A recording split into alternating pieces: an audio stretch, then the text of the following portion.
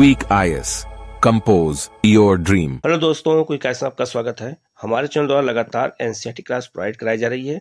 ये क्लास 11 की एनसीईआरटी में भारत का भौतिक पर्यावरण।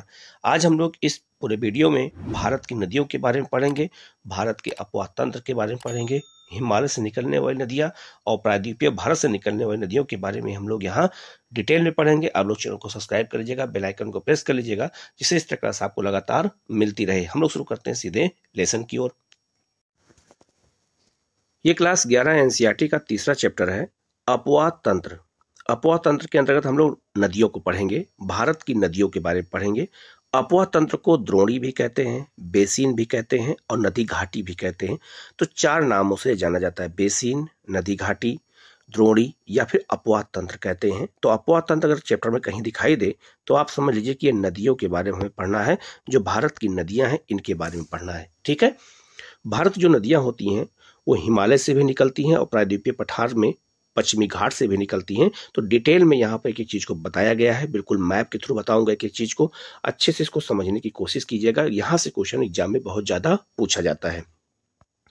लिखा है कि आपने वर्षा ऋतु में बहती नदियां, नाले और वाहिकाएं देखी होंगी। जो नदियां बड़ी होती हैं, नाले थोड़ा छोटे होते हैं, और वाहिकाएं जो नदियों की कई धाराएं होती हैं होंगी, जो अतिरिक्त जल बहाकर ले जाती हैं। अगर ये वाहिकाएं न होती तो बड़े पैमाने पर बाढ़ आ जाती। अगर ये नदियां ना होती तो वर्षा का जो पानी लगातार गिरता रहता है तो भारत में बाढ़ आ जाती।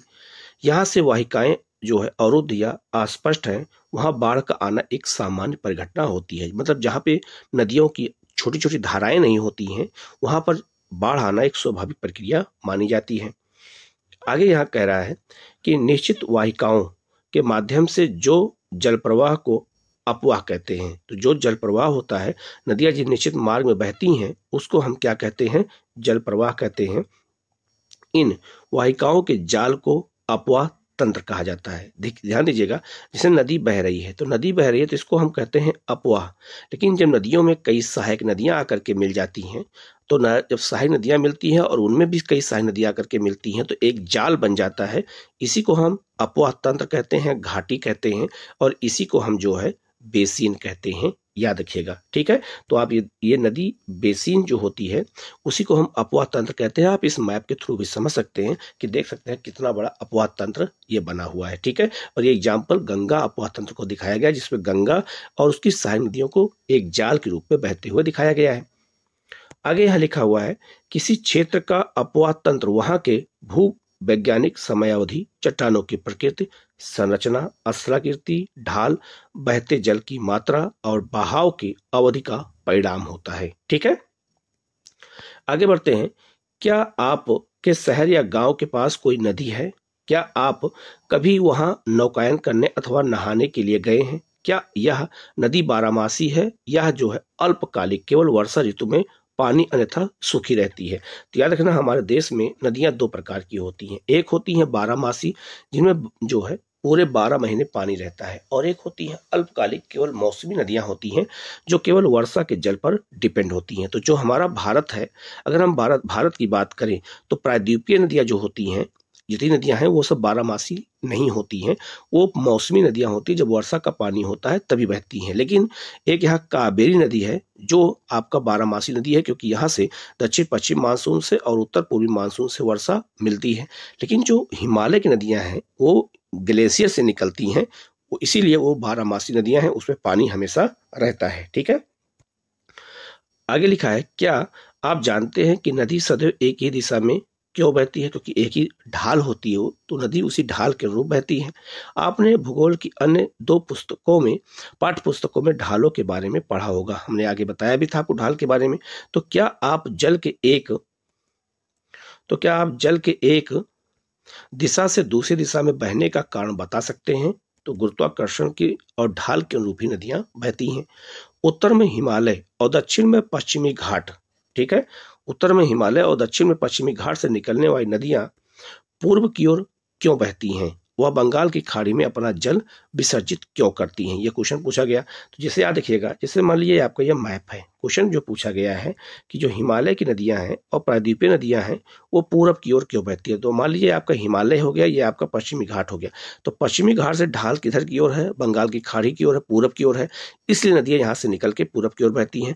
और जो नदियां हिमालय से निकलती हैं वो भी उनका ढाल किधर की ओर है, पूरब की ओर है, इसीलिए नदियां पूरब की ओर बहती हैं। इसीलिए याद रखना ढाल के अनुरूप नदियां बहती हैं, इसीलिए हम पूर्व दिशा की ओर बहने वाली नदियां भी कहते हैं। आगे यहाँ लिखा रहा है, और बंगाल की खाड़ी में अपना जल विसर्जित क्यों करती हैं, क्योंकि बंगाल खाड़ी की ओर ढाल होता है। एक नदी विशिष्ट क्षेत्र से अपना जल बहाकर लाती है, जिसे हम जल ग्रहण जो है कैचमेंट क्षेत्र कहते हैं। तो जहां से नदी जल को लेके आती है उस पूरे एरिया को हम क्या कहते हैं, जल ग्रहण क्षेत्र कहते हैं। जैसे आपको इस मैप के माध्यम से हम समझाने का पहले प्रयास करते हैं। जैसे यहाँ आप देखिएगा तो गंगा नदी यहाँ से उत्तराखंड से बहते हुए उत्तर प्रदेश, बिहार, इसके बाद झारखंड और पश्चिम बंगाल होते जब ये गिरती है बंगाल की खाड़ी में, तो इतने क्षेत्रों से जल को खींचती है। तो जो इतने क्षेत्रों जल को खींच करके लाती है, तो इस पूरे क्षेत्र को क्या कहते हैं, कैचमेंट या जल ग्रहण क्षेत्र कहते हैं। इसी को हम नदी बेसिन या घाटी भी कहते हैं, द्रोणी भी कहा जाता है। ठीक है, तो ये चीजें आपको मैंने बता दिया है। आगे लिखा है, एक नदी और उसकी सहायक नदियों द्वारा अपवाहित क्षेत्र को अपवाह द्रोणी कहते हैं। एक अपवाह द्रोणी को दूसरे से अलग करने वाली सीमा को जल विभाजक या जल संभर वाटर शेड कहते हैं। अब ये जल विभाजक किसे कहते हैं या जल संभर किसे कहते हैं, तो इसकी परिभाषा क्या कह रहा है कि एक अपवाह द्रोणी को दूसरे अपवाह द्रोणी से अलग जो करने वाली सीमा होती है उसी को जल विभाजक या जल संभर कहते हैं। अब ये क्या होता है तो आप इस मैप पे समझ सकते हैं। आप यहाँ मैप पे देखिए ध्यान से, तो यहाँ इंडिया का मैप बना हुआ है और यहाँ पर एक लिखा हुआ है, देखिए यहाँ एक जो लाइन खींची गई उसका नाम है जल विभाजक। आप ये जल विभाजक की लाइन को आप यहाँ स्पष्ट रूप से देख सकते हैं, ये जल विभाजक की लाइन है, ये देखिए। ठीक है, इसे हम राष्ट्रीय जल विभाजक रेखा कहते हैं और ये दो अपवाह तंत्र के जल को बांटती है। कैसे, अभी जो परिभाषा में लिखा है तो सिंधु अपवाह तंत्र ये हो गया और गंगा अपवाह तंत्र ये हो गया। तो जो बीच में ये क्षेत्र है ये दोनों को बांट रहा है, इधर सिंधु को इधर गंगा को, तो इसको हम क्या कहते हैं, जल विभाजक कहते हैं, जो दो जल के क्षेत्र को विभाजित कर रही है। ठीक है, तो जल विभाजक रेखा आप ये देख सकते हैं अभी कैसे खींची गई है। तो यहाँ दिल्ली से होते हुए जब ये पहुंचती अरावली पहाड़ी, तो अरावली पहाड़ी के बाद ये विंध्य पर्वत के बाद सतपुड़ा के बाद पश्चिमी घाट। ठीक है, तो ये जो है जल विभाजक का काम करती है। तो जल विभाजक वही होता है जो दो अपवाह तंत्र क्षेत्र को बांट देता है, तो उसी को हम जल विभाजक कहते हैं। छोटी छोटी जानकारियां, इसीलिए हमें एनसीईआरटी पढ़ने की जरूरत पड़ती है, क्योंकि एनसीईआरटी में ऐसी जानकारी बहुत अच्छे से दिया जाता है। आगे लिखा है, बड़ी नदियों के जल ग्रहण क्षेत्र को नदी द्रोणी, याद रखिए जो बड़ी नदियां होती हैं उनके जल ग्रहण क्षेत्र को नदी द्रोणी, जबकि छोटी नदियों व नालों द्वारा अपवाहित क्षेत्र को जल संभर भी ही कहा जाता है। तो जल संभर किसे कहते हैं, छोटी नदियों के क्षेत्र को, और बड़ी नदियों के क्षेत्र को हम जल ग्रहण क्षेत्र कहते हैं या द्रोणी कहते हैं। नदी द्रोणी का आकार बड़ा होता है जबकि जल संभर का आकार छोटा होता है। यही क्वेश्चन कई बार एग्जाम में पूछा गया है कि जो है ये नदी द्रोणी और जल संभर में क्या अंतर होता है, तो दोनों के क्षेत्रफल को लेकर के ही अंतर स्पष्ट किया जाता है। तो इस चीज को हमें अच्छे से जानने की जरूरत है। अब यही सबसे क्वेश्चन पूछा जाता है, इसीलिए एनसीईआरटी को लाइन बाय लाइन पढ़ने की जरूरत पड़ती है। आगे लिखा है, नदी द्रोणी और जल संभर एकता के परिचायक है। इनके एक भाग में परिवर्तन का प्रभाव अन्य भागों व पूर्ण रूप में देखा जा सकता है, इसीलिए इन्हें सूक्ष्म, मध्यम और बृहत नियोजन इकाइयों और क्षेत्रों के रूप में लिया जा सकता है। ठीक है, तो इतना हम लोगों ने पढ़ लिया। अब इसको पढ़ने से पहले हम आपको यहाँ कुछ जो है चीज़ों को बता देते हैं।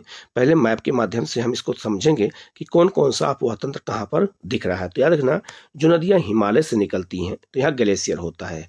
तो हिमालय से जो नदियाँ निकलती हैं उनमें तीन मुख्य नदियाँ हैं, सिंधु और उनकी सहायक नदियाँ, गंगा और उनकी सहायक नदियाँ, ब्रह्मपुत्र और उनकी सहायक नदियाँ। लेकिन जो और ये नदियाँ जो होती हैं ये सब 12 होती, क्योंकि यहाँ पर वर्षा का जल भी मिलता है और साथ में जो है बर्फ का पिघलना भी होता है।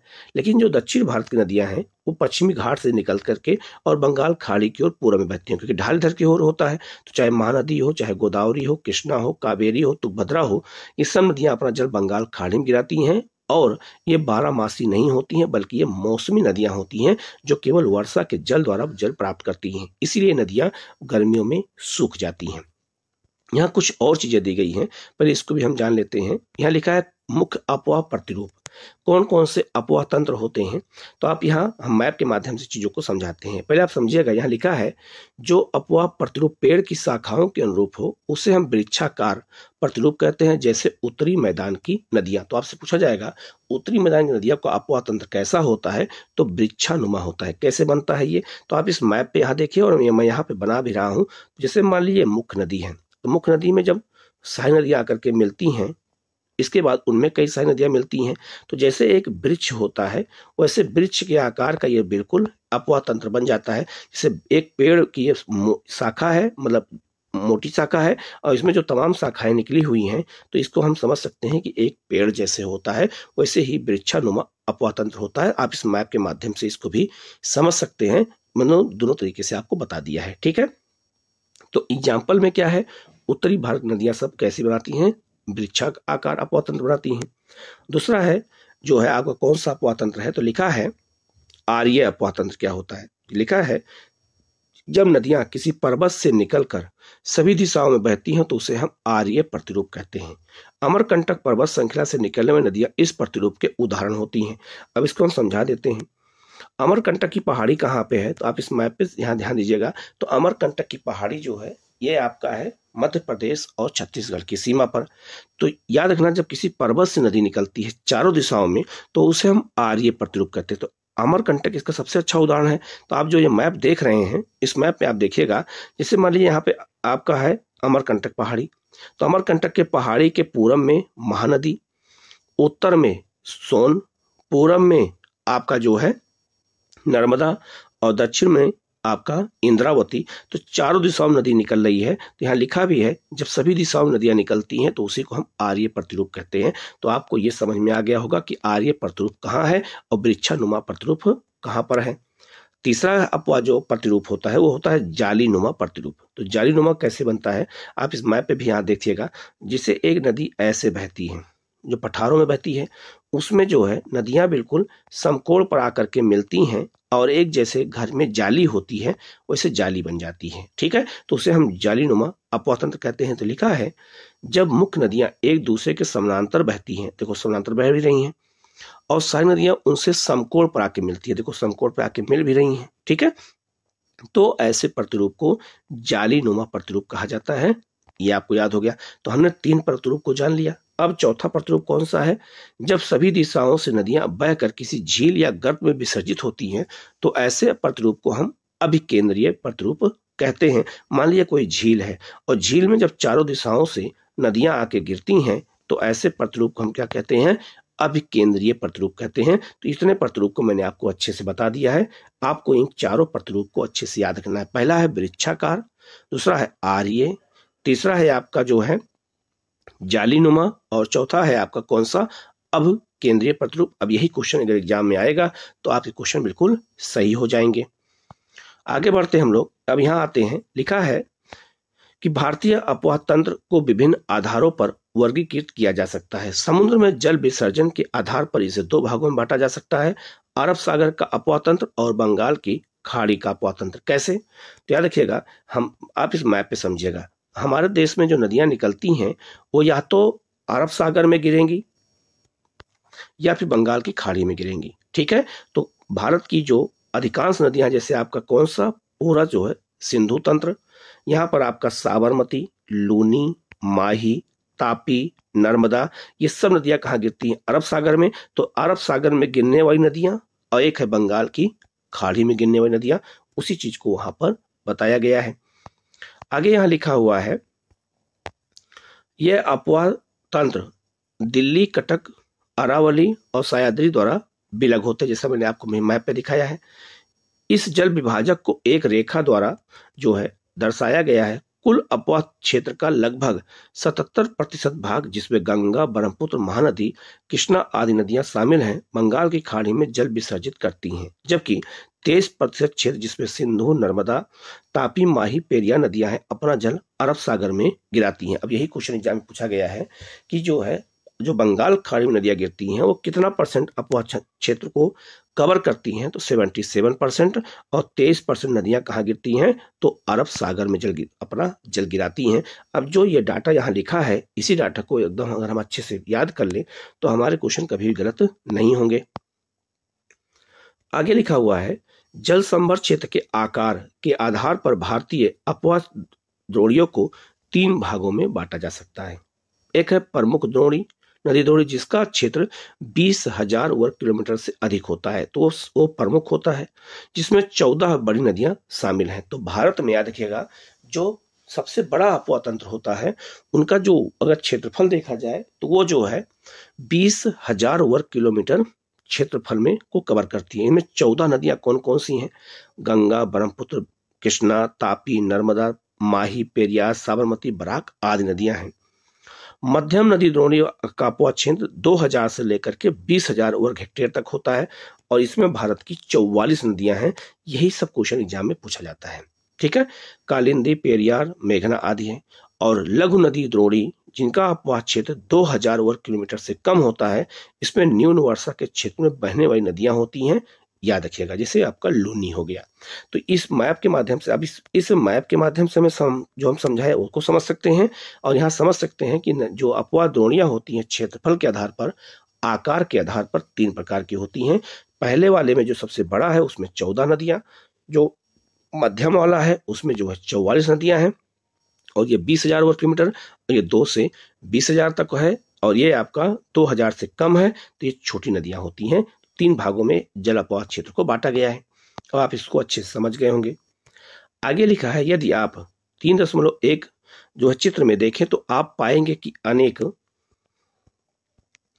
नदियों का उद्गम हिमालय पर्वत है, जैसे मैंने आपको बताया अभी, और वह अपना जल बंगाल की खाड़ी और या अरब सागर में विसर्जित करती हैं। तो याद रखना, हिमालय से नदियां जो निकलती हैं वो अरब सागर में भी गिरती हैं और बंगाल की खाड़ी में गिरती हैं। कैसे? तो जो सिंधु नदी है और जो इनकी सारी नदियां हैं, ये सब निकलती हैं हिमालय से, इन सब अरब सागर में जल गिराती हैं। जबकि गंगा और ब्रह्मपुत्र नदियां अपना जल कहाँ गिराती हैं, तो बंगाल की खाड़ी में गिराती हैं। तो अगर आपसे पूछा जाए कि हिमालय नदियां जो निकलती हैं वो अपना जल कहाँ गिराती हैं, तो अरब सागर में भी और बंगाल की खाड़ी में भी, ठीक है। आगे यहाँ लिखा हुआ है, जो है उत्तर भारत की इन नदियों की पहचान कीजिए। आगे लिखा है कि प्रायद्वीपीय नदियों की प्रायद्वीप पठार की बड़ी नदियों का उद्गम स्थल पश्चिमी घाट होता है और ये नदियां बंगाल की खाड़ी में जल विसर्जित करती हैं। दक्षिण भारत की इन नदियों की भी पहचान कीजिए। तो इसको हम पहचान करके एक बार हम आपको बता सकते हैं। यहाँ देखिए, अब ये लिखा है पश्चिमी, ये आपका पश्चिमी घाट है, ठीक है।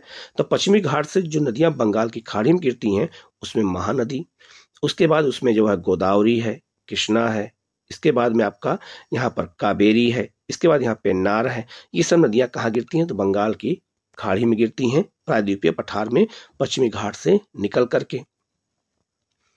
आगे यहाँ लिखा हुआ है कि जो है नर्मदा और तापी 2 बड़ी नदियां इसका अपवाद हैं। ये और अनेक छोटी नदियां अपना जल अरब सागर में विसर्जित करती हैं। तो आप इस मैप पे यहाँ पे ध्यान से देखिएगा, तो ऐसी बहुत सी नदियां हैं जो अरब सागर में गिर रही हैं। कहाँ से निकल करके, तो वो सब निकल करके गिर रही हैं आपका जो है पश्चिमी घाट या फिर जो है प्रायद्वीपीय पठार से। तो आप एक क्रम से देख सकते हैं, सबसे नॉर्थ में लूनी है, लूनी के बाद साबरमती है, फिर नर्मदा है, फिर तापी है, मीठी नदी है, मांडवी नदी है, जुआरी नदी है, शरावती नदी है, भरतपुच्छा नदी है, पेरियार है, पुम्बा, ये सब नदियां जो है, और माही नदी है, ये सब नदियां कहाँ गिर रही हैं, सब अरब सागर में गिर रही हैं, जिनके बारे में यहाँ पर डिटेल में आपको बता दिया मैंने। आगे लिखा है, जो है पश्चिमी तटीय क्षेत्र में कोंकण से मालाबार तक बहने वाली नदियों के नाम बताइए। अभी मैंने आपको नाम सबको बता दिया है। अब आप सबको अच्छे से याद कर सकते हैं कि कोंकण तट से लेकर के मालाबार तक कौन कौन नदियां गिर रही हैं। सब लिस्ट आपके सामने है, तो आपको अच्छे से अब याद हो जाएगा, ठीक है। आगे लिखा है, उद्गम के प्रकार, प्रकृति व विशेषताओं के आधार पर भी भारतीय अपवाह तंत्र को हिमालयी अपवाह तंत्र और प्रायद्वीपीय अपवाह तंत्र में विभाजित किया जाता है। तो जो नदियां हिमालय से निकलती हैं वो हिमालय अपवाह तंत्र, और जो नदियां प्रायद्वीपीय भारत में बह के निकलती हैं वो प्रायद्वीपीय अपवाह तंत्र। यद्यपि इस विभाजन योजना में चंबल, बेतवा, सोन आदि नदियों के वर्गीकरण को समस्या उत्पन्न होती है, क्योंकि ये नदियां जो है उत्तर दिशा की ओर बहती हैं। क्योंकि उत्पत्ति और वायु में हिमालय से निकलने वाली नदियों से पुरानी है, फिर भी यह अपवातंत्र वर्गीकरण का सर्वाधिक मान्य आधार है। इस पुस्तक में इसी का अनुसरण किया गया है। ठीक है, तो हमारे यहाँ जो नदियां हैं निकलती हैं वो प्रायद्वीपीय और आपका हिमालय से, उसी के बारे में हमें यहाँ पे डिटेल में पढ़ना है। अब पहले हम आते हैं भारत के अपवाद तंत्र। तो भारत के अपवाद तंत्र की अगर हम बात करें तो भारतीय अपवाद तंत्र में अनेक छोटी बड़ी नदियां शामिल हैं। ये 3 बड़ी भू आकृतिक इकाइयों की उद विकास प्रक्रिया और वर्षण की प्रकृति और लक्षणों के परिणाम स्वरूप उत्पन्न हुई हैं। ठीक है, तो वर्षा और जो है उनकी आकृति के अनुसार उत्पन्न हुई हैं। सबसे पहले हम बात करेंगे हिमालय की नदियां। जो हिमालय की नदियां होती हैं वो कौन कौन सी नदियां होती हैं? तो हिमालय अपवाद तंत्र में 3 नदियां प्रमुख है। कौन कौन सी? सिंधु, गंगा और ब्रह्मपुत्रा। तो लिखा है यहाँ पे हिमालयी नदियां जो हिमालयी अपवाद तंत्र होता है भूगर्भिक इतिहास के एक लंबे दौर में विकसित हुई हैं। इसमें मुख्यतः गंगा, सिंधु और ब्रह्मपुत्र नदी द्रोणियां शामिल हैं। तो गंगा, सिंधु और ब्रह्मपुत्र मुख्य नदी हैं जो हिमालय से निकलती हैं। यहाँ की नदियां 12मासी होती हैं। 12मासी क्यों होती हैं? क्योंकि ये वर्षा के जल और बर्फ दोनों का जल प्राप्त करती हैं। आगे उसी को लिखा है। तो आपसे अगर सेंटेंस पूछा जाए कि ऐसे एक सेंटेंस क्या पूछा जाएगा कि हिमालय की नदियां जो है 12मासी होती हैं, यह कथन हो गया। कारण में दे दिया जाए ये बर्फ पिघलने और वर्षण दोनों पर निर्भर होती हैं, तो कथन कारण दोनों क्या हो जाएगा? सही हो जाएगा। ऐसे क्वेश्चन आपसे पूछे जाते हैं। तो जब कथन कारण क्वेश्चन आ जाए तो उसमें क्योंकि लगा दिया जाता है तो अर्थ निकल जाता है। तो यहाँ लिखा है यहाँ की नदियां 12मासी हैं क्योंकि ये बर्फ पिघलने और वर्षण पर निर्भर होती हैं। तो आपका आंसर ऐसे ही कथन कारण वाला निकल जाएगा। ये नदियां गहरे महाखड्डों से गुजरती हैं और हिमालय के उत्थान के साथ साथ अपरदन क्रिया द्वारा निर्मित होती हैं। महाखड्डों के अतिरिक्त तो हिमालय नदियां क्या बनाती हैं? गार्ज का निर्माण करती हैं। ठीक है, और इसके अलावा ये नदियां पर्वतीय मार्ग में बी आकार की घाटी बनाती हैं, छिप्रिकाएं बनाती हैं, जलप्रपात भी बनाती हैं। और जब ये मैदान में प्रवेश करती हैं तो ये निक्षेपण स्थलाकृतियां, जैसे कौन कौन सी स्थलाकृतियां बनाती हैं? तो ये सब समतल घाटियां, गोखुर झील जो है, बाढ़ कृत मैदान, गोफित वाहिकाएं और नदी के मुहाने पर डेल्टा का निर्माण करती हैं। ठीक है, तो ये सब काम मैदानी क्षेत्रों में होता है। हिमालय क्षेत्र में इन नदियों का रास्ता टेढ़ा मेढ़ा होता है। क्यों ऐसा? क्योंकि हिमालय में नदियां जो है पहाड़ों से उतरती हैं तो एक निश्चित मार्ग में बहते हुए आती हैं, परंतु मैदानी क्षेत्र में इनमें सर्पाकार मार्ग में बहने की प्रवृत्ति पाई जाती है। नदियां ऐसे सांप के आकार की ऐसे बहती हैं। ठीक है, और अपना रास्ता बदलती रहती हैं। कोसी नदी, जिसे बिहार का शोक कहते हैं, अपना मार्ग बदलने के लिए कुख्यात रही हैं। यह नदी पर्वतों के ऊपरी क्षेत्रों से भारी मात्रा में अवसाद लाकर मैदानी भाग में जमा करती हैं। इससे नदी मार्ग अवरुद्ध हो जाता है। वह परिणाम स्वरूप नदी अपना मार्ग बदल लेती है।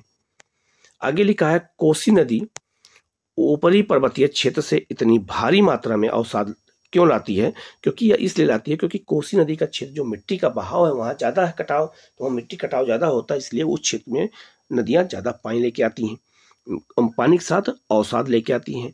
क्या आप सोचते हैं कि सामान्यतः नदियों में और विशेष तौर पर कोसी नदी में जल का बहाव और मात्रा एक समान रहती है या घटती बढ़ती रहती है? तो घटती बढ़ती रहती है, इसीलिए वहां पे बाढ़ ज्यादा आती है। नदी में कब जल की मात्रा अत्यधिक होती है? बाढ़ के सकारात्मक और नकारात्मक प्रभाव क्या हैं? तो अगर हम बात करें कि नदी में कब जल की मात्रा अत्यधिक होती है, तो बरसात में, जुलाई, अगस्त, सितंबर में। बाकी हर महीने में कम होता है जलस्तर। लेकिन अगर ये कहा जाए बाढ़ के सकारात्मक प्रभाव क्या पड़ सकते हैं, तो इससे जलोढ़ मिट्टी का निर्माण होता है। ठीक है, लेकिन अगर कहा जाए नकारात्मक, तो इससे जान माल का नुकसान होता है, फसलों का नुकसान होता है। इससे जो है कहा जाए तो कृषि का नकारात्मक प्रभाव पड़ता है, उद्योग धंधे खराब होते हैं, लोग मर जाते हैं, तरह तरह की बीमारियां उत्पन्न हो जाती हैं। तो बहुत सारे प्रभाव इसके नकारात्मक हैं और कुछ इसके सकारात्मक प्रभाव भी होते हैं।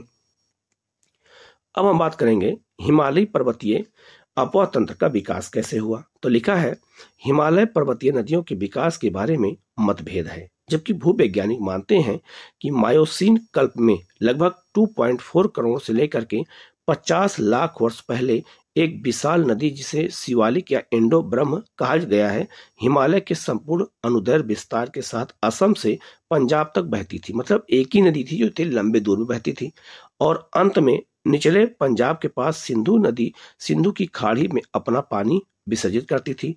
शिवालिक पहाड़ियों की असाधारण निरंतरता, मतलब जो बढ़ रहा था हिमालय, इनका सरोवरी उद्गम और इनका जलोढ़ निक्षेप से बना होना, इसमें रेत, मृत्तिका, चिकनी मिट्टी, गुलास और जुगलास मतलब होता है छोटे छोटे टुकड़े पत्थर के, और जो है कोंगलो मेरेट शामिल है, इस धारणा की पुष्टि करते हैं। ठीक है, तो नदियां जो है कैसे उत्पन्न हुई हैं इसके बारे में बता दिया गया। आगे लिखा है, हम लोग आगे बढ़ते हैं। लिखा है, ऐसा माना जाता है कि कालांतर में इंडो ब्रह्मा नदी जो है, जो ब्रह्म नदी है, ये 3 मुख्य अपवाह तंत्रों में बट गई। पश्चिम में जो है सिंधु और उसकी 5 सहायक नदियां, मध्य में जो है गंगा और हिमालय से निकलने वाली उसकी सहायक नदियां, और पूर्व में ब्रह्मपुत्र का भाग और हिमालय से निकलने वाली उसकी सहायक नदियां। तो 3 भागों में बट गया कौन सा? उत्तर भारत का अपवाह तंत्र को, हिमालय से जो निकलती हैं। ठीक है, आगे लिखा है, विशाल नदी का इस तरह विभाजन संभवतः जो है प्लेटोसीन काल में हिमालय के पश्चिमी भाग में वह पोटवार जो पठार है दिल्ली रिज के उत्थान के कारण हुआ है। याद रखना, जो आपका अगर हम बात करें जो नदी का उत्थान हुआ है वो किस युग में हुआ, तो अगर पूछा जाए तो याद रखना ये हुआ है आपका प्लेटोसीन युग में हुआ है। इस क्षेत्र में जो है यह क्षेत्र सिंधु और गंगा अपवाह तंत्र के बीच जल विभाजक बन गया। तो ये जो दिल्ली रिज है ये कहाँ पर है, पर इसको हम मैप पे भी इसको देखेंगे एक बार कि दिल्ली रिज मैप पे है कहाँ पे। याद रखिएगा, ये आपका दिल्ली रिज है, ये है। ठीक है, और ये जो है एक तरफ गंगा अपवाह तंत्र को, एक तरफ जो है सिंधु अपवाह तंत्र को आपस में बांट दिया है। तो याद रखना, इसी को जल विभाजक, इसमें ये बात कही जा रही है। ठीक है, आगे यहाँ पर है कि जो है यह क्षेत्र सिंधु और गंगा अपवाह जो है तंत्रों के बीच जल विभाजक बन गया। इसी प्रकार मध्य प्लेटोसीन काल में राजमहल पहाड़ियों और मेघालय पठार के मध्य स्थित मालदा गैप का अधोक्षेपण हुआ, जिसमें गंगा और ब्रह्मपुत्र नदी तंत्रों का दिक् परिवर्तन हुआ और वह गंगा की मतलब बंगाल की खाड़ी में प्रवाहित हुई।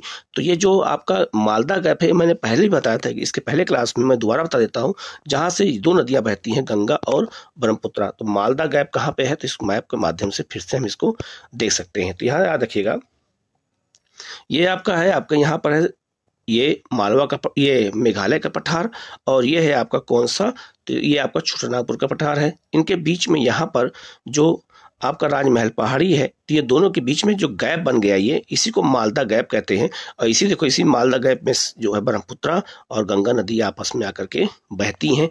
उसी बात को वहाँ पर वो बताया गया था। ठीक है, तो इसी चीज को वहाँ पे जो दिखाया गया है, इसी चीज को मैंने यहाँ पर आपको मैप के माध्यम से बता दिया है। अब हम लोग हिमालयी अपवाह तंत्र की नदियों के बारे में पढ़ेंगे कि जो नदियां हिमालय से निकलती हैं वो 3 नदियां प्रमुख हैं। पहला है आपका सिंधु, दूसरा गंगा, तीसरा ब्रह्मपुत्र, और उनसे जुड़ी हुई सहायक नदियों के बारे में हम यहाँ पर एक एक करके पढ़ेंगे, और फिर प्रायद्वीपीय नदियों के बारे में हम डिटेल में पढ़ेंगे। तो सबसे पहले अगर हम बात करें तो जो है हिमालय नदियों में अगर अपवाह तंत्र की बात करें तो सबसे पहले सिंधु नदी तंत्र है। तो सिंधु नदी की प्रमुख सहायक नदियां कौन कौन सी हैं इसको हम जानेंगे।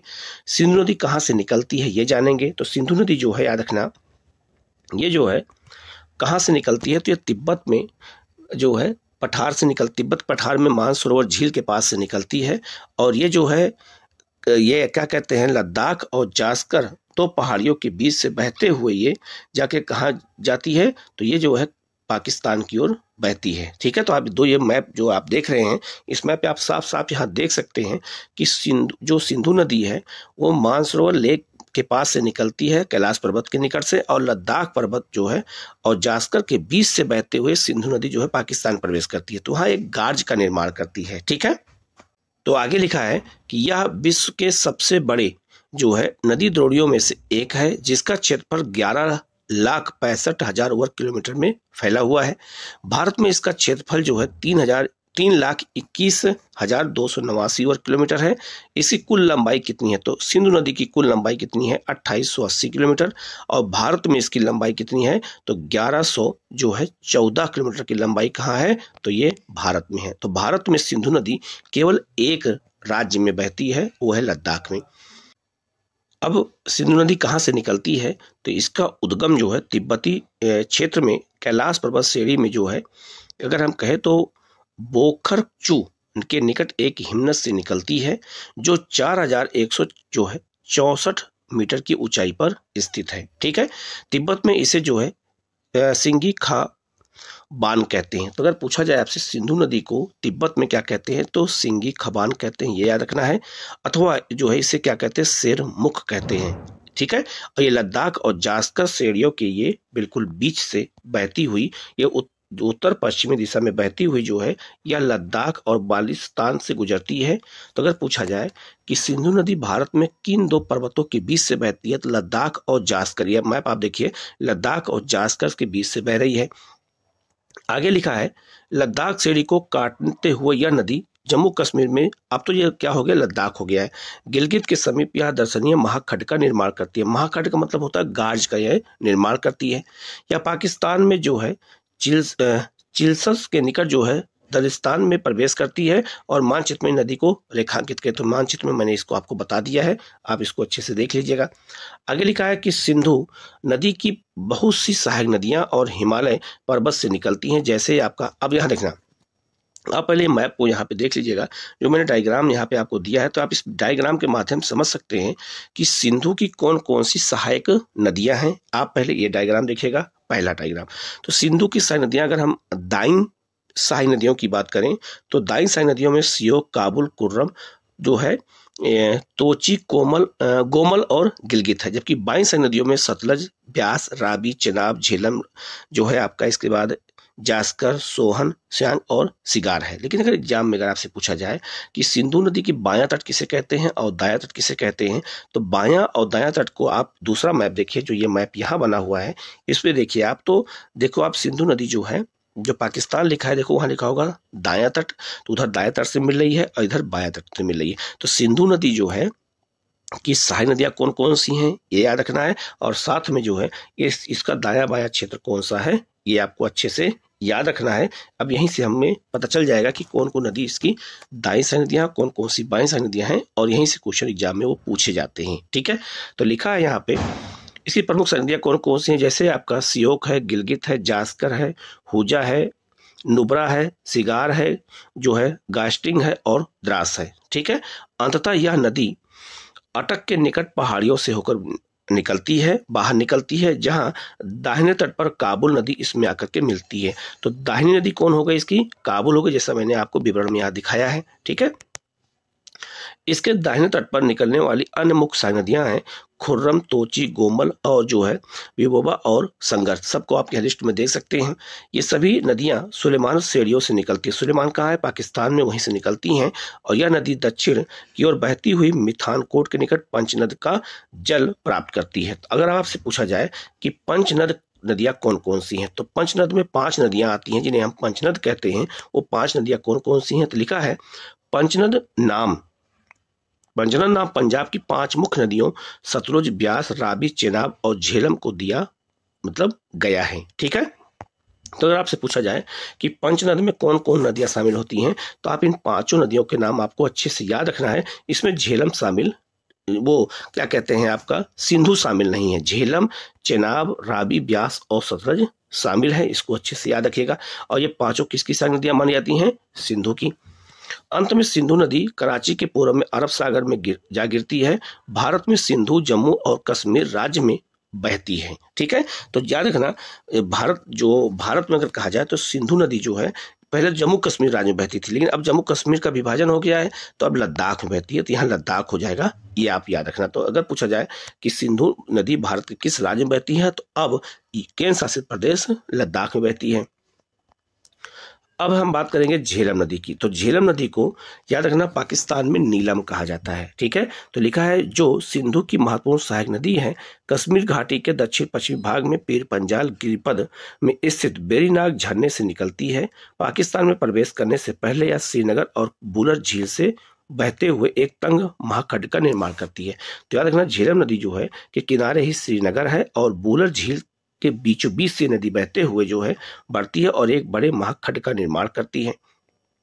पाकिस्तान में जो है झंग के निकट या चेनाब नदी में मिल जाती है। तो चेनाब में मिलती है, याद रखना सिंधु, ये झेलम किसमें मिलती है, चेनाब मिलती है। आप इस मैप पे यहाँ देख सकते हैं कि आप देखिएगा तो वहां पे जो झेलम है वो किससे आके मिल रही है कि तो झेलम मिल रही है किससे, चेनाब में मिल रही है। आप इस मैप पे देखते रहिएगा, ठीक है। अब बात करेंगे चेनाब नदी की। तो चेनाब नदी याद रखना, चेनाब नदी सिंधु की सबसे बड़ी सहायक नदी है, यहाँ पे दे दिया गया है, ठीक है। अब आप देखेंगे तो चेनाब नदी ही जाके सिंधु में मिलती है। तो लिखा है यह चंद्रा और भागा दो सरिताओं के मिलने से बनती है। तो दो छोटी छोटी नदियां हैं, एक चंद्रा है एक भागा है, उन्हीं के मिलने से बनती हैं। और ये सरिताएं जो है हिमाचल प्रदेश में केलांग के निकट जो है टांडी में आपस में मिलती हैं, इसलिए इसे चंद्र भागा के नाम से जाना जाता है। पाकिस्तान में प्रवेश करने से पहले यह नदी 1180 किलोमीटर लंबी बहती है। चेनाब नदी ही सबसे बड़ी सहायक नदी किसकी है, सिंधु की। ये क्वेश्चन कई बार एग्जाम में पूछा जा चुका है। अब बात करेंगे रावी। तो रावी नदी सिंधु की एक अन्य महत्वपूर्ण सहायक नदी है।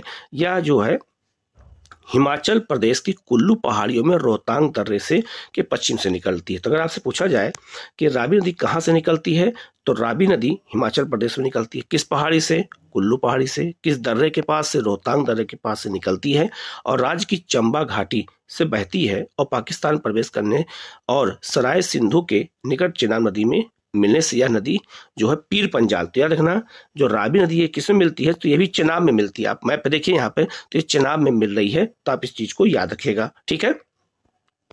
आगे यहाँ लिखा हुआ है पीर पंजाल के दक्षिण पूर्वी भाग व धौलाधर के बीच प्रवेश से प्रवाहित होती है। तो ये आपको बता दिया गया।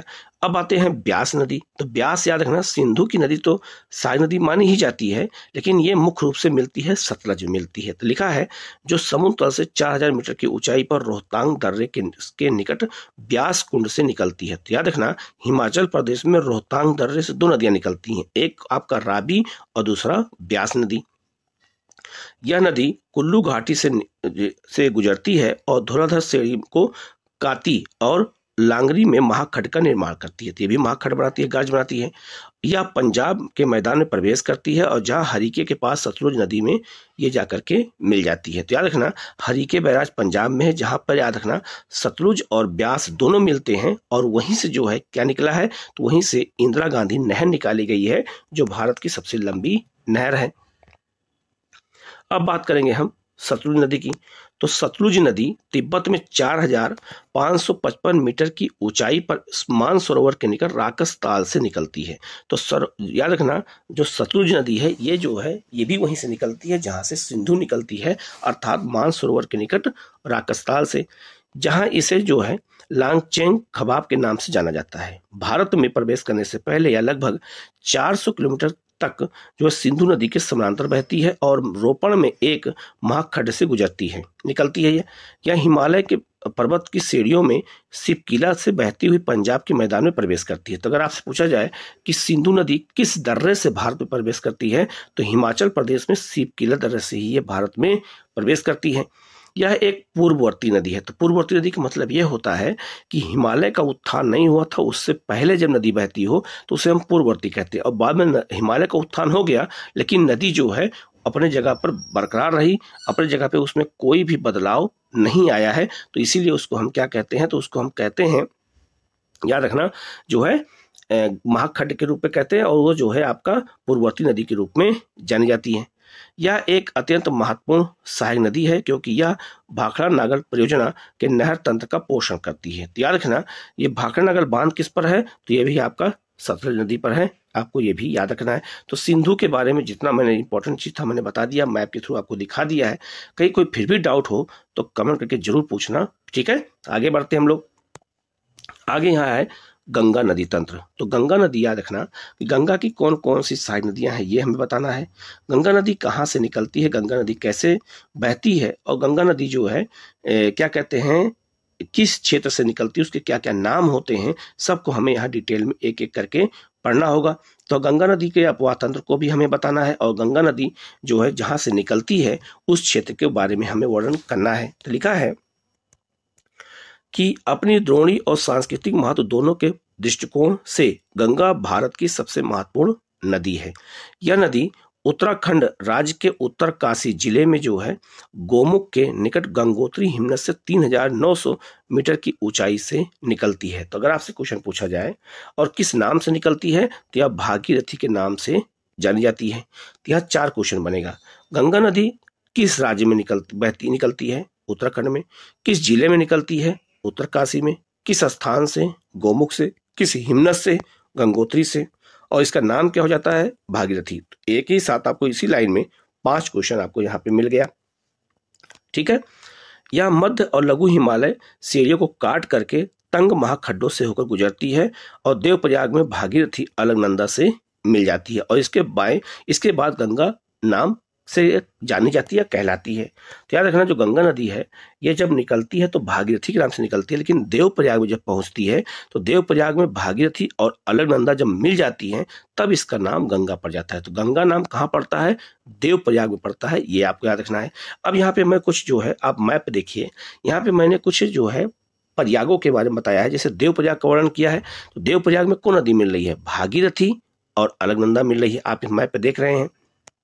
तो उसी तरह से कुछ और यहाँ पे प्रयाग हैं, तो आप देख सकते हैं, इस मैप पे देखिएगा जो है देवप्रयाग के उत्तर में लिखा है रुद्रप्रयाग। तो रुद्रप्रयाग में मंदाकिनी नदी जो केदारनाथ से आती है वो अलकनंदा में मिलती है। ठीक है, तो देवप्रयाग में हो गया, रुद्रप्रयाग में हो गया। फिर इसके बाद है कर्णप्रयाग। तो कर्णप्रयाग में अलकनंदा से पिंडा नदी मिलती है। इसके बाद नंदप्रयाग में जो है नंदाकिनी नदी मिलती है, नंदप्रयाग में अलकनंदा से, और विष्णुप्रयाग में धौलीगंगा अलकनंदा से मिलती है, और अलकनंदा बद्रीनाथ में सतोपथ जो है हिमनद से निकलती है। तो 5 प्रयागों को आप यहाँ अच्छे से देख लीजिएगा, इसको याद कर लीजिएगा, ये आपसे एग्जाम में पूछा जाएगा। और याद रखना, आप देखिए मैप पे जहाँ भागीरथी नदी लिखा है वहाँ लिखा होगा टेहरी बांध लिखा है। तो टेहरी बांध 2 नदी के संगम पर है, भीलगंगा, और याद रखना भागीरथी के संगम पर ही टेहरी बांध बनाया गया है उत्तराखंड के उत्तरकाशी जिले में। तो आपको ये भी याद रखना है। तो ये 5 प्रयाग मैंने बता दिया है, इसको अच्छे से देखिएगा। फिर भी अगर कोई डाउट होता है तो कमेंट करके जरूर पूछिएगा। ठीक है। अब आगे लिखा है अलकनंदा नदी का स्रोत बद्रीनाथ के ऊपर सतोपथ हिमनद है। ये अलकनंदा धौली और विष्णु गंगा धाराओं से मिलकर के बनती हैं, जो जोगी मठ या विष्णु प्रयाग में मिलती हैं। मैंने आपको बता दिया। अलकनंदा की अन्य सहायक नदियां जैसे पिंडार हैं जो इससे कर्णप्रयाग में मिलती हैं, भी मैंने बता दिया। जबकि मंदाकिनी जो है काली गंगा इससे रुद्रप्रयाग में मिलती हैं, और गंगा नदी जो है हरिद्वार में मैदान में प्रवेश करती है, और यहाँ से यह पहले दक्षिण की ओर और फिर दक्षिण पूर्व की ओर बहते हुए जो है, और फिर जो है ये दक्षिण की ओर बहती है। तो इसकी दिशा कैसे है अभी आपको बता देता हूँ अभी। लेकिन आप याद समझिएगा कि जो ये अलग अलग प्रयाग मैंने बताया ये आपको जरूर याद रखना। और पूछा जाएगा गंगा नदी कहाँ मैदान में प्रवेश करती है, तो हरिद्वार मैदान में प्रवेश करती है, तो याद रखना। अब जो यहाँ पे लिखा हुआ है गंगा नदी की दिशा, तो गंगा नदी लिखा रहा है मैदान में प्रवेश करती है जब, ध्यान दीजिए, गंगा नदी जब मैदान में प्रवेश करती है तो पहले दक्षिण की ओर जाती है। तो मान लो ये आपका गंगोत्री हिमनद है, यहाँ से जब नदी निकलती है तो पहले दक्षिण की ओर बहती है, फिर दक्षिण पूर्व की ओर बहती है। ठीक है, दक्षिण पूर्व देख रहे हैं। फिर इसके बाद फिर ये दक्षिण की ओर बहती है। ठीक है, तो इसी चीज को यहाँ पर बनाया गया है। यहाँ लिखा है पूर्व की ओर बहती है, और अंत में यह दक्षिण मुखी होकर के 2 जल वृत्तिकाओं धाराओं भागीरथी और पद्मा में विभाजित हो जाती है। इस नदी की लंबाई 2525 किलोमीटर है। यह उत्तराखंड में 110 किलोमीटर, उत्तर प्रदेश में 1450 किलोमीटर, बिहार में 445 किलोमीटर, पश्चिम बंगाल में 520 किलोमीटर के मार्ग तय करती है। तो याद रखना, अगर पूछा जाए तो जो गंगा नदी है 5 राज्यों में बहती है। यहाँ पे उत्तराखंड, वो हिमाचल प्रदेश, वो क्या कहते हैं आपका झारखंड नहीं दिया है, झारखंड में ये नदी भी बहती है। ठीक है, तो सबसे ज्यादा कहाँ बहती है, तो उत्तर प्रदेश बहती है, ये आपको याद रखना है। और कितने राज्यों में कहाँ कहाँ बहती है उसकी लंबाई को यहाँ पर आपको अच्छे से दे दिया गया है। आगे लिखा है गंगा द्रोणी केवल जो है भारत में लगभग जो है 8.6 लाख वर्ग किलोमीटर क्षेत्र में फैली हुई है। यह भारत का सबसे बड़ा जो है अपवाह तंत्र है। तो भारत का सबसे बड़ा अपवाह तंत्र कौन सा है? तो गंगा का है। आगे लिखा है जिससे उत्तर में हिमालय से लेकर के निकलने वाली 12 और अनित्यवाही नदियां और दक्षिण में प्रायद्वीप से निकलने वाली अनित्यवाही नदियां शामिल हैं। याद रखना, जो गंगा का आपका अपवाह तंत्र है, उस अपवाह तंत्र में हिमालय से नदियां भी मिलती हैं और प्रायद्वीपीय भारत से नदियां हैं, वो भी जो है गंगा में ही जाकर के मिलती हैं। आप इस मैप के माध्यम से समझ सकते हैं। आप इस मैप पे देखिएगा तो जो नदियां हिमालय से निकल रही हैं और आकर के गंगा में मिल रही हैं, उसमें रामगंगा, गोमती, घाघरा, गंडक, कोसी, महानंदा है।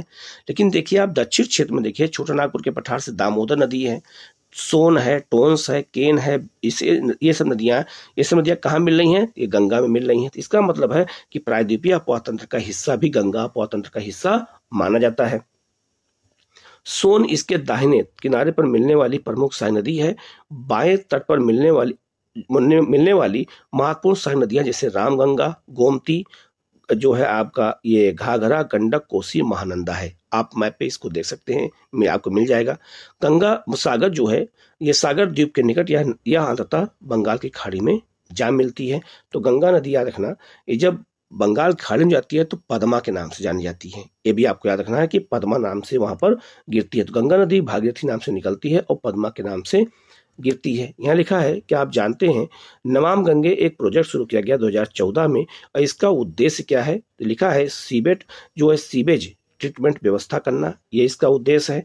नदी किनारे का विकास करना, नदी सतह सफाई करना, जैव विविधता का ध्यान रखना, नदी का वनीकरण करना, जन जागरूकता लाना सब सफाई के लिए, औद्योगिक अपशिष्ट निगरानी रखना और ग्रामों का विकास करना। तो गंगा नदी किनारे जो ग्राम हैं, गांव हैं, उनका भी विकास करना है। नमाम गंगे योजना 2014 में शुरू की गई थी और संयुक्त राष्ट्र संघ ने अभी इसको बहुत जो है सराहा है कि ये बहुत बड़ी योजना है और ये भारत के लिए बहुत ही महत्वपूर्ण है। अब बात करेंगे यमुना की। तो गंगा की सबसे पश्चिमी और सबसे लंबी सहायक नदी है। ठीक है, किसकी? गंगा की है। इसका स्रोत कहाँ है? तो ये भी जो है यमुनोत्री हिमनद है। उत्तराखंड में यमुनोत्री हिमनद जो हिमालय में जो है बंदरपुष्प श्रेणी के पश्चिमी ढाल पर 6316 मीटर ऊंचाई पर स्थित है। प्रयागराज में इसका जो है संगम होता है किसके साथ? गंगा के साथ होता है। गंगा से होती है। प्रयाग जो है प्रायद्वीपीय पठार से निकलने वाली चंबल, सिंध, बेतवा, केन इसके दाहिने तट पर मिलती है। तो आप इस मैप पे यहाँ देख सकते हैं कि जो है इसे क्या कहते हैं, आपका यमुना से नदी कौन कौन सी मिल रही है? तो चंबल, सिंध, बेतवा और केन नदियां वहां पे देखो आप मिलते हुए दिखाया गया है। ठीक है, आगे लिखा है दाहिने तट पर मिलती हैं, जबकि बाएं तट पर हिंडन, रिंद, रेगर और वरुणा आदि नदियां इसके बाएं तट पर मिलती हैं। तो हिंडन नदी याद रखना, ये गाजियाबाद इसी नदी किनारे है और ये जो है यमुना की सहायक नदी है। इसका अधिकांश जल सिंचाई उद्देश्यों के लिए पश्चिमी और पूर्वी यमुना नहरों द्वारा आगरा नहर में जाता है। तो याद रखना, जो ये नहरें बनाई गई हैं जो है और उन्हीं नहरों में पानी जाता है यमुना का। उन राज्यों के नाम बताइए जो यमुना नदी द्वारा अपवाहित होता है। तो यमुना नदी किन किन राज्यों में बहती है, आप इसको नोट कर लीजिएगा। हिमाचल प्रदेश में, उत्तराखंड में, हरियाणा में, उत्तर प्रदेश में और दिल्ली में ये प्रवाहित होती है। आप इसको याद रखिएगा। अब बात करेंगे चंबल नदी की। तो चंबल नदी याद रखना, ये आपका यमुना की सहायक नदी है और ये इटावा के पास यमुना में मिलती है। तो कहाँ से निकलती है? लिखा है मध्य प्रदेश के मालवा पठार में माहू के निकट ये निकलती है और उत्तर मुखी होकर के, मतलब उत्तर दिशा की ओर बहते हुए, आप मैप पे देखिए तो चंबल उत्तर की ओर बहते हुए महाखड्ड से जो है बहती हुई राजस्थान के कोटा में पहुंचती है, जहां पर इस पर गांधी सागर बांध बनाया गया है। तो याद रखना, कोटा में गांधी सागर बांध है और चंबल पर जवाहर सागर और राणा प्रताप सागर बांध भी स्थित है, ये भी याद रखना। कोटा से या बूंदी, सवाई माधोपुर और धौलपुर होती हुई यमुना नदी में इटावा के पास उत्तर प्रदेश में मिल जाती है। चंबल अपनी उत्खात भूमि वाली भू आकृति के लिए जानी जाती है, जिसे चंबल खड्ड कहा जाता है। इसे हम चंबल का बीहड़ कहते हैं, ये याद रखना है। अब आते हैं गंडक नदी। तो गंडक नदी जो है ये बिहार में बहती है। तो गंडक नदी दो धाराओं काली गंडक और त्रिशूल गंगा से मिलने से बनती है। यह नेपाल हिमालय में धौलागिरी व माउंट एवरेस्ट के बीच निकलती है और मध्य नेपाल को अपवाहित करती है। बिहार के चंपारण जिले में यह गंगा मैदान में प्रवेश करती है और पटना के निकट ये सोनपुर में गंगा नदी में मिल जाती है। तो याद रखना, इसी पे सोन याद रखना, उस पे जो है गंडक नदी पर बहुत सारी नहरों का निर्माण भी किया गया है, जिसे हम सारण नहर भी कह सकते हैं। और याद रखना, ये जो है गंगा में आकर के मिलती है, तो ये भी बहुत महत्वपूर्ण नदी है गंगा की। नेक्स्ट है आपका घाघरा। घाघरा नदी जो है ये मापचा चुंगो हिमनद से निकलती है तथा तिला, सेती और बेरी नामक सहायक नदियों से का जल ग्रहण करती है, और उसके उपरांत यह जो है सीसा पानी में एक गहरे खड्ड का निर्माण करती है। सीसा पानी का है, नेपाल में है। और आगे लिखा है शारदा नदी जो है काली या काली गंगा इससे मैदान में मिलती है और अंततः छपरा में गंगा नदी से मिल जाती है और विलीन हो जाती है। कोसी एक जो है अन्य महत्वपूर्ण पूर्ववर्ती नदी है, जिसका स्रोत तिब्बत में है, माउंट एवरेस्ट के उत्तर में है। तो कोसी बाढ़ के लिए जानी जाती है और कोसी 7 धाराओं में निकलती है और उसकी प्रमुख धारा का नाम है अजय। आगे लिखा भी है कि जो है जहां से इसकी मुख्य धारा अजय निकलती है। तो कोसी की मुख्य धारा कौन है? अजय है। नेपाल में मध्य हिमालय को पार करने के बाद इसमें पश्चिम से सोन कोसी और पूर्व से तमोर कोसी मिलती है और वरुण नदी से मिल करके यह सप्तकोसी बनाती है। तो नेपाल में से हम सप्तकोसी कहते हैं। ये नदी है रामगंगा। रामगंगा नदी याद रखना ये गढ़वाल हिमालय से निकलती है और याद रखना कार्बेट नेशनल पार्क जो है ये उससे के बीच से ये रामगंगा नदी निकलती है। ठीक है, गढ़वाल हिमालय से निकल करके यह छोटी नदी है और यह शिवालिक को पार करने के बाद यह अपना मार्ग दक्षिण पश्चिम दिशा को बताती है और उत्तर प्रदेश के नजीबाबाद के निकट जो है ये गंगा में मिल जाती है। ठीक है, जहाँ वो कन्नौज है, तो कन्नौज में अंत में जाके गंगा में मिलती है। छोटानागपुर के पठार के पूर्ववर्ती जो है किनारे पर दामोदर नदी बहती है और भ्रंश घाटी में बहती हुई यह हुगली नदी में गिरती है। तो याद रखना दामोदर नदी जो है कहाँ से निकलती है? छोटानागपुर के पठार से। अगर एग्जाम पूछा जाए छोटानागपुर पठार से और कौन कौन नदियां निकलती हैं, तो छोटानागपुर के पठार से कई नदियां निकलती हैं। इस मैप पे आप यहाँ देख लीजिएगा, इसको याद कर लीजिएगा। तो छोटानागपुर के पठार से जो नदियां निकलती हैं आप इस मैप पे देखिएगा, तो याद बिहार की ओर फल्गु है जो है, पुनपुन है और किउल नदी है, जबकि हुगली और अजय नदी आपके बंगाल की ओर है। यहीं से सोनलेखा नदी निकलती है, यहीं से रूप नारायण नदी निकलती है और उत्तरी कोयल नदी निकलती है जो सोन की संग नदियां। ये सब कहाँ से निकलती हैं? तो छोटानागपुर के पठार से निकलती हैं। इसके बाद अगर हम बात करें तो छोटानागपुर के पठार में जो है जो नदी निकलती है आपका दामोदर, तो दामोदर की कई सहायक नदियां हैं। ठीक है, तो दामोदर की कई सहायक नदियां कौन कौन सी हैं? जैसे आपका बराकर, देखो यहाँ लिखा भी है बराकर इसकी मुख्य सहायक नदी है। किसकी? दामोदर की है। कभी बंगाल का शोक कही जाने वाली इस नदी को दामोदर घाटी कारपोरेशन नामक जो है एक बहुउद्देशीय परियोजना ने बस में कर दिया है। तो पहले इसे बंगाल का शोक कहा जाता था, लेकिन अब नहीं कहते हैं। तो क्यों नहीं कहते हैं? आप इस मैप पे देखिएगा, यहाँ देखो दामोदर घाटी परियोजना का मैंने पूरा मैप बनाया है। दामोदर नदी निकल रही है और दामोदर नदी पे कई बांध बनाए गए हैं। तो दामोदर नदी पे पहला बांध देखिए अय्यर बांध है, फिर पंचेत बांध है, फिर दुर्गापुर बैराज बांध है। और याद रखना बराकर नदी देखो ऊपर से आ रही है नॉर्थ से, और याद रखना उस पर तिलैया बांध है, बाल पहाड़ी बांध है, और जहां पर बराकर नदी आपका दामोदर में मिल रही है देखो वहां पर आपका मैथन बांध बनाया गया है। ये सब क्वेश्चन एग्जाम में आए हैं। इसके बाद दामोदर में जो है जमुनिया नदी आके मिलती है, बराक नदी आके मिलती है, बोकारो नदी आके मिलती है और कोलार नदी मिलती है। और सब पे देखो डैम बने हैं, तो हर जगह पानी को रोक दिया गया जिससे ये बाढ़ अब नहीं लाती है। ठीक है, तो दामोदर नदी जो परियोजना है इसके बारे में पूरा मैं डिटेल में दे दिया हूं, इसको अच्छे से देख लीजिएगा। आगे बढ़ते हैं, लिखा है शारदा या सरयू नदी का उद्गम नेपाल हिमालय में मिलाम हिमनद से है, जहां इसे गौरी गंगा के नाम से जाना जाता है। यह भारत नेपाल सीमा के साथ बहती है। तो याद रखना भारत नेपाल सीमा बनाती है, जहां इसे काली या चाई कहा जाता है। घाघरा नदी में जाकर के मिल जाती है। तो घाघरा की सहायक नदी है। नेक्स्ट है आपका गंगा नदी की एक अन्य महत्वपूर्ण सहायक नदी कौन सी है? महानंदा है, जो दार्जिलिंग पहाड़ियों से निकलती है। यह जो है नदी पश्चिम बंगाल में गंगा के बाएं तट पर मिलने वाली अंतिम सहायक नदी है, लेकिन ये पश्चिम बंगाल में नहीं मिलती है, ये बिहार में मिलती है। ये आपको याद रखना है। ठीक है, अगर हम बात करें जो है गंगा के दक्षिणी तट पर एक सोन बड़ी सहायक नदी है जो अमरकंटक पठार से निकलती है और पठार के जो है उत्तरी किनारे पर जलप्रपातों की श्रृंखला बनाती हुई यह नदी पटना में पश्चिम में आरा के निकट गंगा में मिल जाती है। तो सोन भी सबसे बड़ी सहायक नदी है जो गंगा में आकर के मिलती है बिहार में। अब यहाँ पर एक आपको मैप पूरा मिल गया है कि गंगा की सहायक नदियां कौन कौन सी हैं। तो गंगा की 22 सहायक नदियां कौन कौन सी हैं?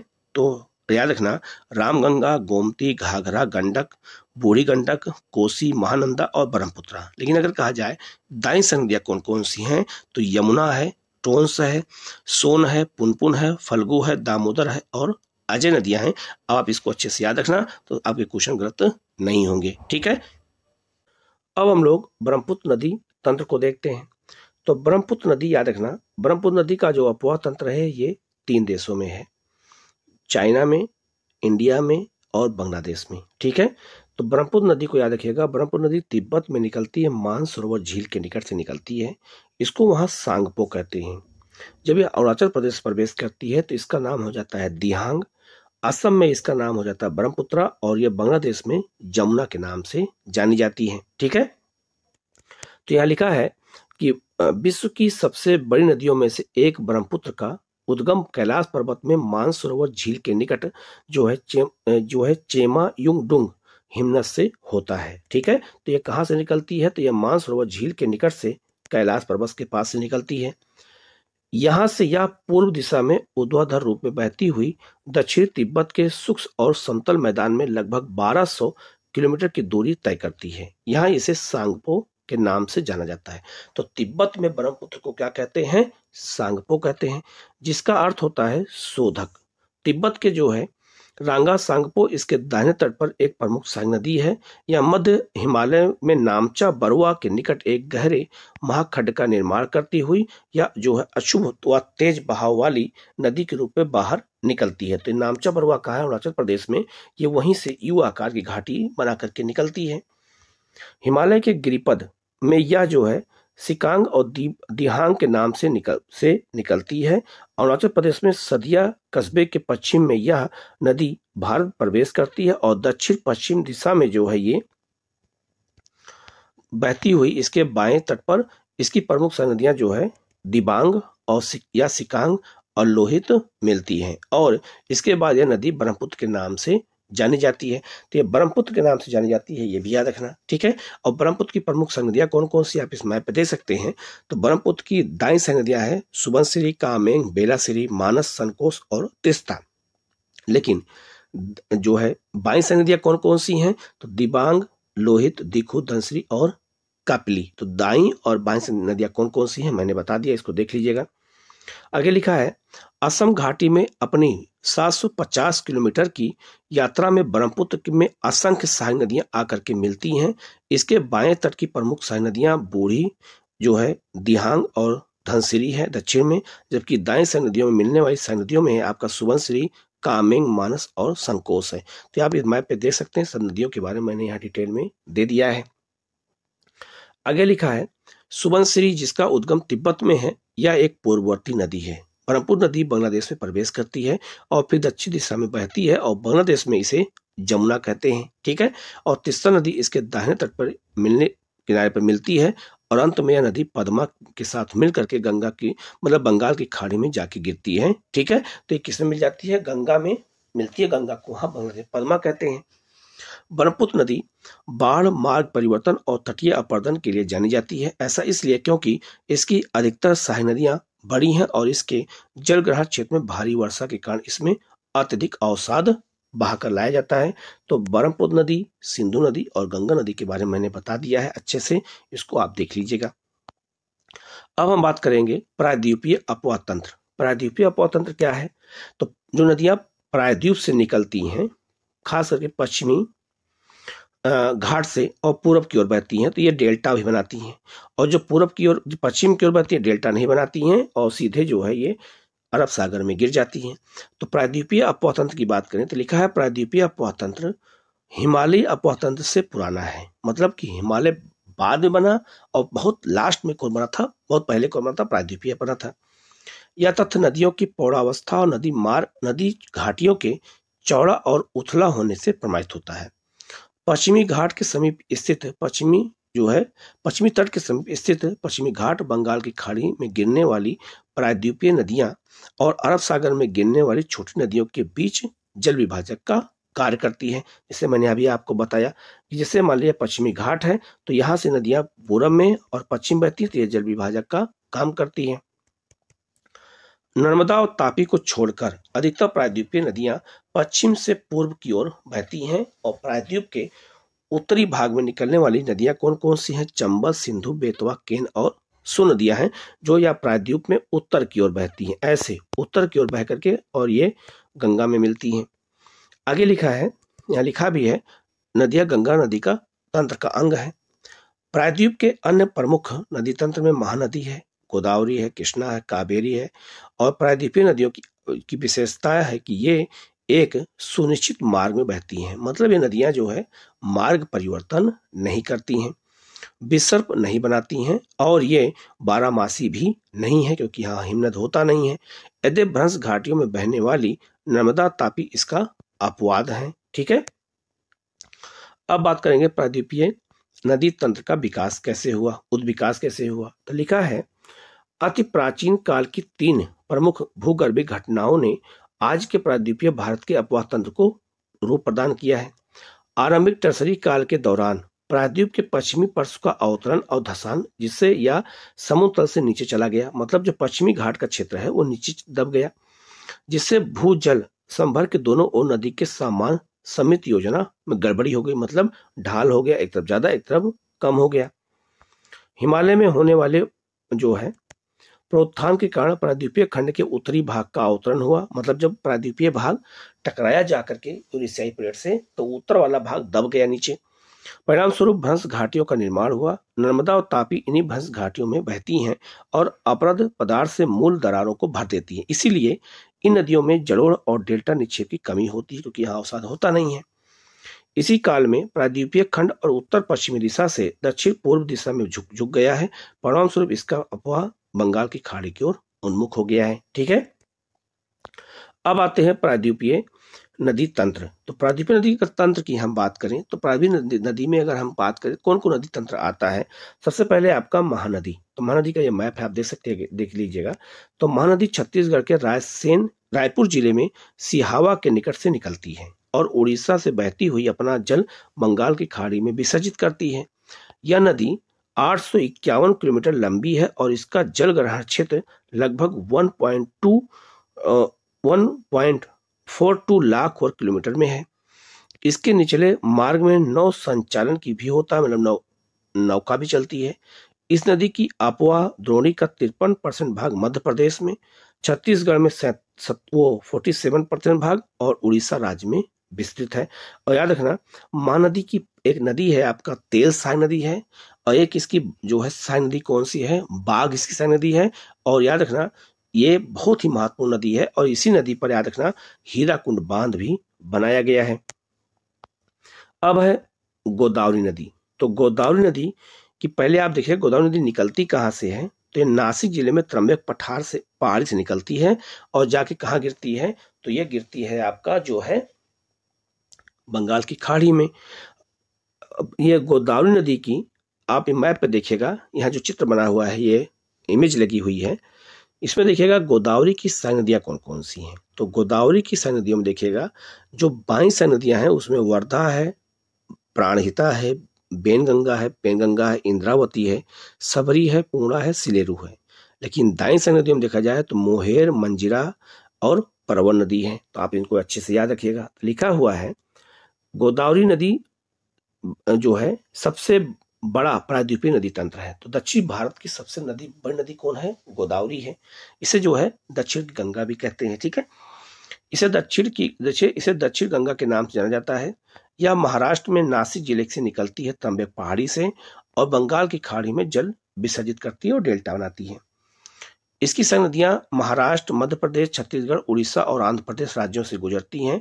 यह जो है 1465 किलोमीटर लंबी है। इसका जलग्रहण क्षेत्र 3.13 लाख वर्ग किलोमीटर में है। इसके जलग्रहण क्षेत्र का 49% भाग महाराष्ट्र में, 20% मध्य प्रदेश में और छत्तीसगढ़ में और शेष भाग आंध्र प्रदेश में पड़ता है, अब तेलंगाना में पड़ने लगा है।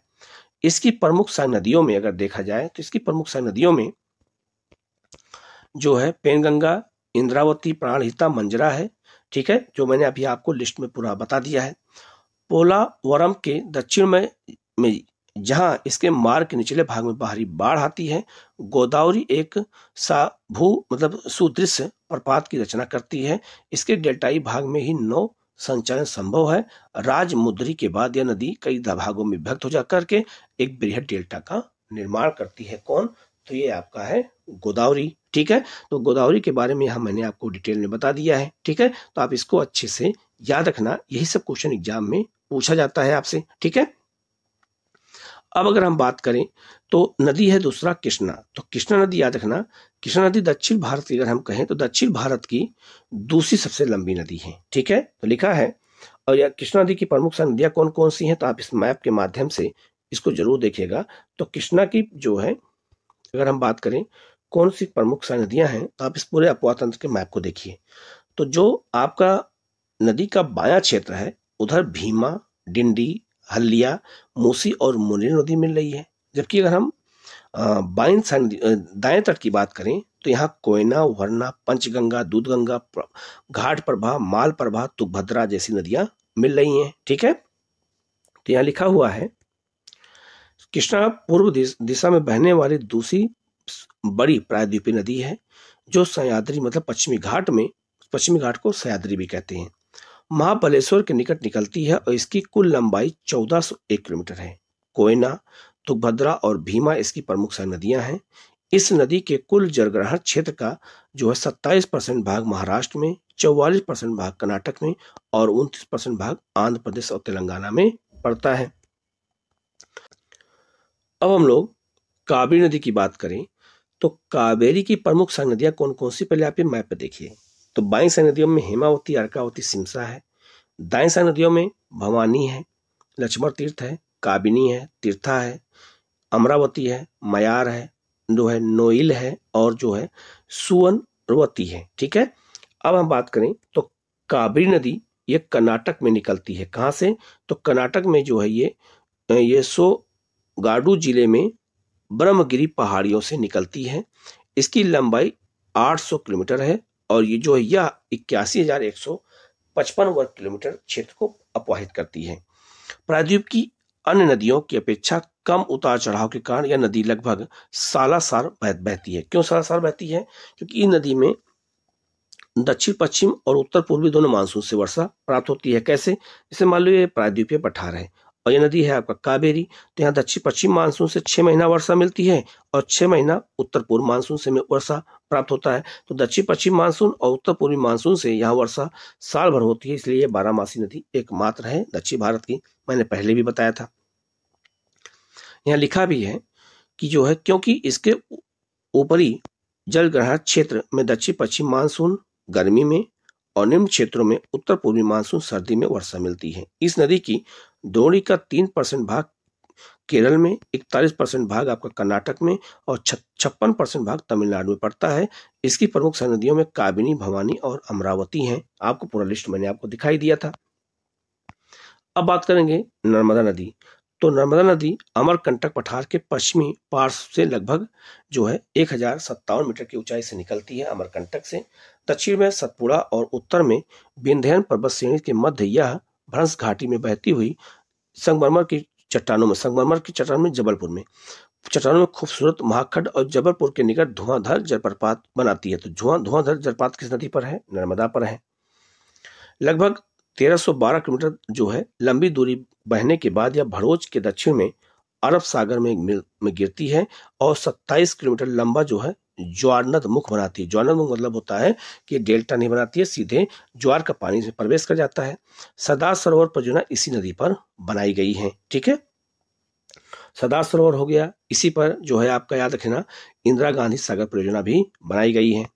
नेक्स्ट है आपका तापी नदी। तो तापी नदी याद रखिएगा, तापी नदी पश्चिमी दिशा में बहने वाली एक अन्य महत्वपूर्ण नदी है। यह मध्य प्रदेश के बैतूल जिले में मुल्ताई से निकलती है और 724 किलोमीटर लंबी नदी है। इसका लगभग 65,145 वर्ग किलोमीटर क्षेत्र में जल अपवाहित करती है। इसके अपवाह क्षेत्र का 79% भाग महाराष्ट्र में, 15% भाग मध्य प्रदेश में और शेष गुजरात में पड़ता है। और तापी नदी किनारे ही सूरत है और तापी नदी पर उकाई बांध भी बनाया गया है। आगे है अरावली के पश्चिम में लूनी राजस्थान का सबसे बड़ा नदी तंत्र है। तो जो लूनी नदी है आप इसको देख सकते हैं, और ये समुद्र में नहीं गिरती है, यह कच्छ के रण में लुप्त हो जाती है। यह पुष्कर के समीप दो धाराओं सरस्वती और सागरमती के नाम से उत्पन्न होती है, जो गोविंदगढ़ के निकट आपस में मिलती है। यहाँ से यह नदी अरावली पहाड़ियों से निकलती है और लूनी कहलाती है, और तलवाड़ा में यह नदी यह तक यह पश्चिम दिशा में बहती है और तत्पश्चात दक्षिण पश्चिम दिशा में बहती हुई कच्छ के रण में जाकर के मिल जाती है। यह संपूर्ण नदी तंत्र एक अल्पकालिक है, मतलब यहाँ पर पानी बहुत कम होता है। आगे लिखा है नदी जल का उपयोग की सीमा। तो लिखा है भारत की नदियां प्रतिवर्ष जल की विशाल मात्रा का वहन करती हैं, लेकिन समय और स्थान की दृष्टि से इसका वितरण समान नहीं है। बारहमासी नदियां वर्ष भर जल का वहन करती हैं, परंतु अनित्यवाही नदियों में शुष्क ऋतु में बहुत कम वर्षा होती है। बिल्कुल सही बात है। वर्षा ऋतु में अधिकांश जल बाढ़ में व्यर्थ हो जाता है और समुद्र में बह जाता है। इसी प्रकार जब देश के एक भाग में बाढ़ होती है तो दूसरा भाग सूखाग्रस्त होता है। तो भारत का पूर्वी भाग जो है बाढ़ प्रभावित होता है, उसी समय राजस्थान और गुजरात महाराष्ट्र में सूखा भी पड़ता है। तो हमारे यहाँ ऐसा होता है। ठीक है, ऐसा क्यों होता है? तो क्योंकि एक तरफ ढाल ज्यादा है, एक तरफ ढाल कम है, एक तरफ वर्षा ज्यादा होती है, एक तरफ वर्षा नहीं होती है। क्या यह जल उपलब्धता की समस्या है या इसके प्रबंधन की? तो इसके उपलब्धता की भी समस्या है और प्रबंधन की भी समस्या है। क्या आप देश में एक साथ आने वाली बाढ़ और सूखे की समस्या को कम करने के उपाय सुझा सकते हैं? तो आपको ये बताना होगा। आगे लिखा है क्या एक द्रोणी की जल की कमी वाली द्रोणियों में हस्तांतरित करके उस समस्या को समाप्त या कम किया जा सकता है? इसका मतलब यह है, क्या नदी जोड़ो योजना के तहत एक नदी के पानी को दूसरे पानी में पहुंचा जा सकता है?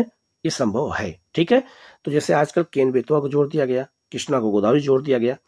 क्या हमारे देश में नदियों की द्रोणियों को जोड़ने संबंधी कोई योजना है जो 2003 में नदी जोड़ो योजना शुरू की गई थी?